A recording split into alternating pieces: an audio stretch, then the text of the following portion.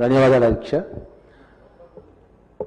సబ్బండ కులాల వర్ణాల ఆత్మగౌరవ పోరాటానికి పరాకాష్ఠనే తెలంగాణ ఉద్యమం అధ్యక్ష. ఈరోజు మన రాష్ట్రంలో 52% బీసీ వర్గాలు ఉన్నారని చెప్పి మన కునగల్లో తేలింది అధ్యక్ష. ఈరోజు జిల్లా హెడ్ క్వార్టర్లో కావచ్చు, మిగతా ముఖ్యమైన ప్రాంతాల్లో కావచ్చు, ఒక ప్రధానమైన డిమాండు బీసీ వర్గాల నుంచి వస్తూ ఉంది. ముఖ్యంగా సంఖ్యాపరంగా ఎక్కువ లేని బీసీ కులాలు, కుమ్మరి, మంగలి, చాకలి, ఇటువంటి కులాలు మేము కూర్చోవడానికి, మీటింగ్స్ పెట్టుకోవడానికి, ఎవరైనా మా రాష్ట్ర నాయకులు వస్తే గౌరవంగా వారితో కలిసి కూర్చొని విషయాలు మాట్లాడుకోవడానికి ఒక భవనం మాకు కావాలి అని చెప్పి ఎన్నో రోజులుగా అడుగుతా ఉన్నారు అధ్యక్ష. ఎట్లయితే హైదరాబాద్లో భవనాలు కట్టించారో ప్రతి జిల్లా హెడ్ క్వార్టర్లో బీసీ ఆత్మగౌరవ భవనాలు కట్టిస్తే మన ప్రభుత్వానికి చాలా మంచి పేరు వస్తుంది అధ్యక్ష.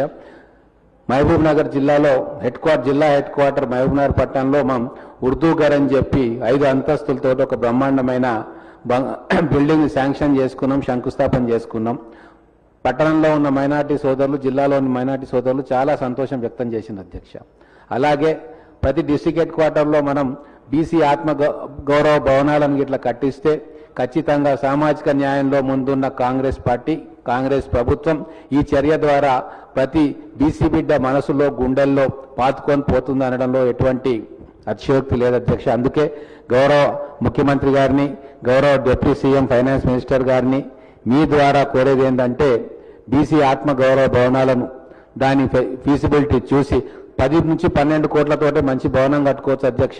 డిస్ట్రిక్ట్ హెడ్ క్వార్టర్లో గవర్నమెంట్ ల్యాండ్ కూడా ఉంది. ఒక 1500 గజాలతోటి చాలా అద్భుతంగా మనము గత బీఆర్ఎస్ ప్రభుత్వం చేయని పనిని, ఒక గొప్ప పనిని మనం చేసిన వాళ్ళు అవుతాం. కాబట్టి ఈ బీసీ ఆత్మగౌరవ భవనాల విషయంలో చాలా సీరియస్గా ఆలోచన చేయాలని చెప్పి మీ ద్వారా డిప్యూటీ సీఎం గారు, ఫైనాన్స్ మినిస్టర్ గారిని కోరుతా ఉన్నాను.